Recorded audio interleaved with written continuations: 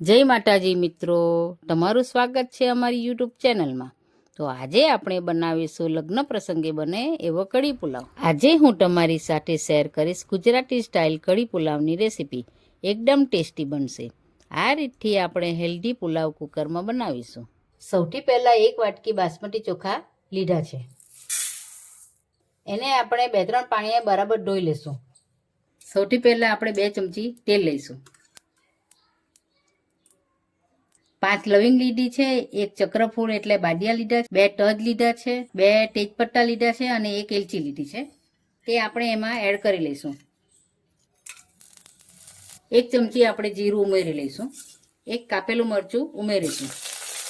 1 વાટકી વટાણા ઉમેરીશું। અડધી વાટકી કાપેલા ગાજર ઉમેરીશું। 1 કાપેલું બટાકું ઉમેરીશું।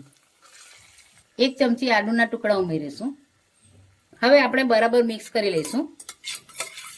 સ્વાદ અનુસાર મીઠું ઉમેરીશું। ફરીથી આપણે એકવાર મિક્સ કરી લઈએ બરાબર। એમ તો આને વધારે ચડવાની જરૂર નથી, પણ આપણે થોડીક વાર એને સાતળિયા કરશું। હવે આપણું થઈ ગયું છે। હવે આપણે બાસમતી ચોખા ઉમેરીશું। હવે આપણે બરાબર મિક્સ કરી લઈએ। હવે એમાં 1 ચમચી લીંબુનો રસ ઉમેરી લઈશું। લીંબુનો રસ ઉમેરવાથી એકદમ છૂટા આપણો રાઈસ થશે। તમે આમાં કોઈ પણ શાકભાજી લઈ શકો છો। તમારે ફણસી લેવું હોય તો, ફ્લાવર લેવું હોય તો, શિમલા મરચાં પણ લઈ શકે છે, તમે પનીર પણ લઈ શકો છો। તમારા પાસે જે શાકભાજી હોય તે તમે લઈ શકો છો। હવે આપણે વધારે સાતળવાની જરૂર નથી। હવે આપણે એમાં થોડું પાણી એડ કરી લઈશું। હવે 1 ગ્લાસ આપણે પાણી ઉમેરી લઈશું। આપણે બરાબર મિક્સ કરી લઈએ। ફરીથી થોડીક વાર આપણે એને ઉકળવા દઈશું, પછી આપણે ઢાંકણ બંધ કરીશું। જુઓ, હવે આપણું ઉકળી ગયું છે। હવે આપણે કુકરનું ઢાંકણ બંધ કરીશું અને 2 સીટી આપણે રાખીશું। આપણી 2 સીટી થઈ ગઈ છે। હવે આપણે કુકરનું ઢાંકણ ખોલીએ।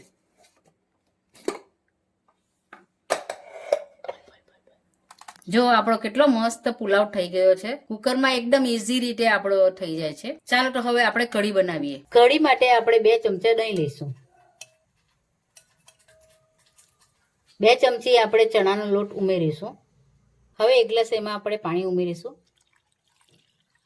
અને બરાબર મિક્સ કરી લઈશું। આપણે રવાઈના મદદથી બરાબર મિક્સ કરી લઈશું, જેથી દહીં ને ચણાનો લોટ બરાબર અંદર આપણે મિક્સ થઈ જાય। ચણાના લોટમાં એક પણ ગાંઠ નહીં રહેવી જોઈએ। જો આપણું બરાબર થઈ ગયું છે। આપણું બેટર જાડું છે, એટલે આપણે થોડું અંદર વધારે પાણી ઉમેરીશું। 1 ગ્લાસ જેટલું આપણે પાણી ઉમેરી લઈશું। 1 ચમચી લીલો મસાલો ઉમેરીશું। સ્વાદ અનુસાર આપણે મીઠું ઉમેરીશું। એને બરાબર મિક્સ કરી લઈએ। ચાલો તો હવે આપણે કઢી બનાવીએ। હવે આપણે 2 ચમચી તેલ ઉમેરીશું। હવે 1 ચમચી આપણે જીરું ઉમેરીશું। 2 તેજપત્તા લીધા છે, 2 મરચાં લીધા છે, 2 તજ લીધા છે, 4 લવિંગ લીધી છે અને 1 બાદિયો લીધા છે। હવે આ બધું આપણે એમાં ઉમેરી લઈશું। 1 આપણે કાપેલું મરચું લીધું છે, 1 કાપેલી લીલી હળદર અને 3-4 લસણ કાપેલી લીધી છે, તે હવે આપણે એમાં ઉમેરી લઈશું। હવે 3 થી 4 કઢી પત્તા ઉમેરીશું। કઢી પત્તા નાખવાથી આપણો કઢીનો ટેસ્ટ સારો આવે છે। હવે આપણે કઢીનું બેટર નાખીશું થોડું થોડું કરીને। હવે બરાબર મિક્સ કરી લઈએ। અડધી ચમચી આપણે એમાં મેથીના દાણા ઉમેરીશું। મેથી નાખવાથી ટેસ્ટ સારો આવે છે। સ્વાદ અનુસાર આપણે મીઠું લઈશું। થોડોક ઉભરો આવે ત્યાં સુધી આપણે રહેવા દઈશું। આજે હું તમને મારી સિક્રેટ ટિપ્સ બતાવીશ।